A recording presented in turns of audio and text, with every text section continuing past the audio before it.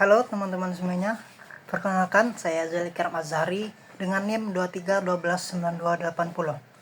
Pada kesempatan kali ini, saya akan membahas topik yang juga sangat penting dalam administrasi pendidikan, yaitu administrasi peserta didik.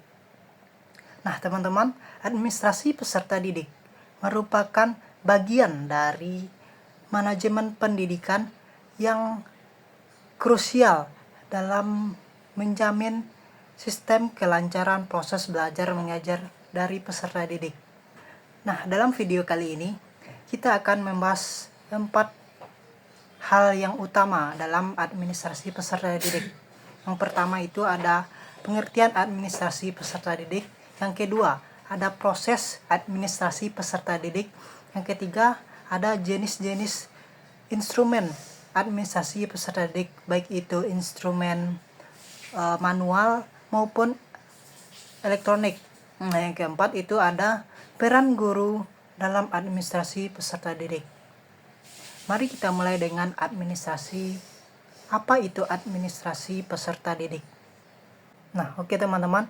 Jadi administrasi peserta didik adalah rangkaian kegiatan yang dilakukan untuk mengelola dan mengatur segala sesuatu yang berhubungan dengan peserta didiknya di sekolah.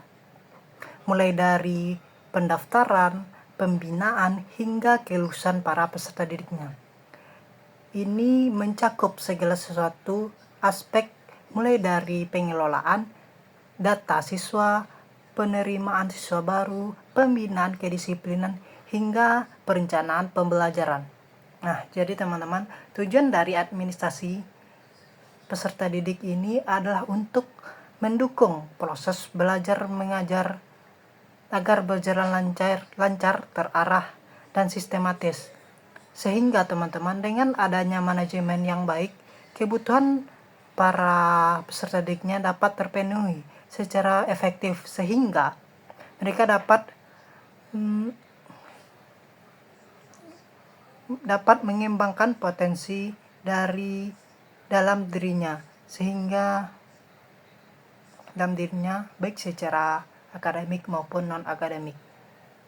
Nah, selanjutnya teman-teman, proses administrasi peserta didik ini ada beberapa hal penting dalam penerapannya. Yang pertama itu ada penerimaan para peserta didik baru.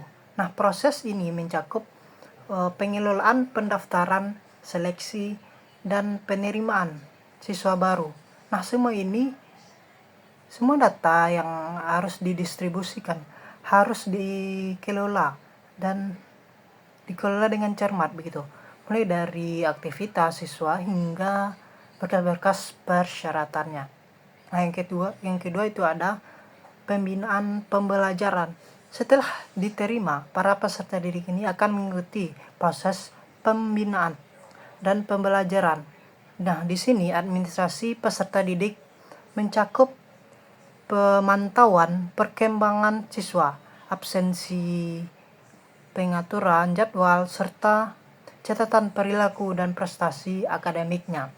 Nah, yang ketiga itu ada evaluasi dan penilaian. Proses ini meliputi penilaian peserta akademik siswa melalui ujian, tugas, dan kegiatan lainnya. Sehingga data penilaian ini di kemudian hari akan diolah menjadi laporan kemajuan belajar.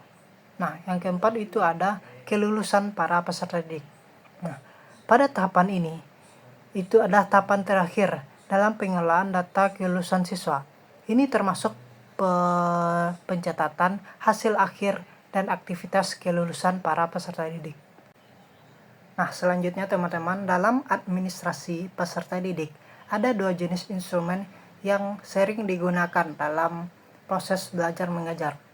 Nah, yang pertama itu ada instrumen manual. Instrumen ini melibatkan pencatatan data secara fisik menggunakan kertas, buku induk, absensi manual, dan lain sebagainya. Nah, meski tergolong tradisional, cara ini masih digunakan di banyak sekolah, terutama sekolah-sekolah yang belum mengadopsi sistem berbasis teknologi, teman-teman. Nah, yang kedua itu ada instrumen elektronik.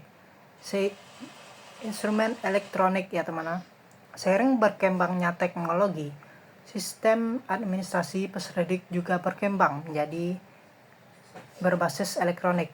Nah, misalnya teman-teman, sistem informasi manajemen sekolah yang memungkinkan pengelolaan data siswa secara digital. Nah, dengan sistem ini, data siswa dapat diakses agar lebih mudah, cepat, dan akurat. Fitur ini seperti absensi elektronik, penilaian digital, serta komunikasi antara guru, siswa, dan orang tua agar lebih efisien.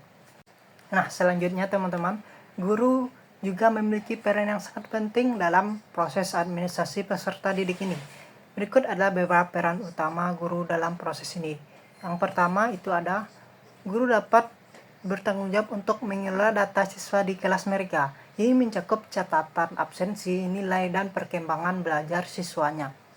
Nah, yang kedua itu ada pembimbing dan pembina. Selain mengelola data, guru juga berperan sebagai pembimbing yang memberikan pembinaan kepada siswanya, teman-teman. Baik itu dalam hal akademik maupun kedisiplinan. Nah, yang ketiga itu guru sebagai fasilitator komunikasi, teman-teman. Guru di sini menjadi jembatan komunikasi antara siswa dan orang tua.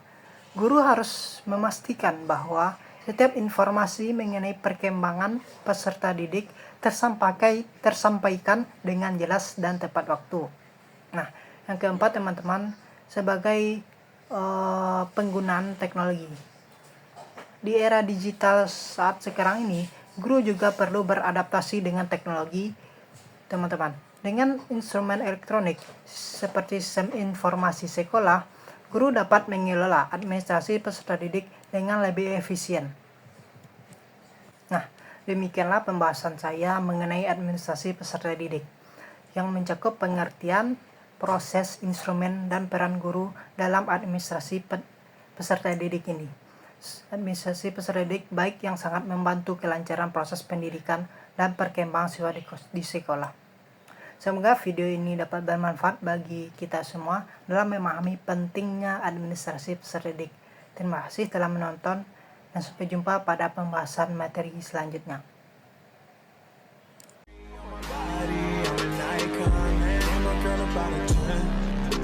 Fuck her,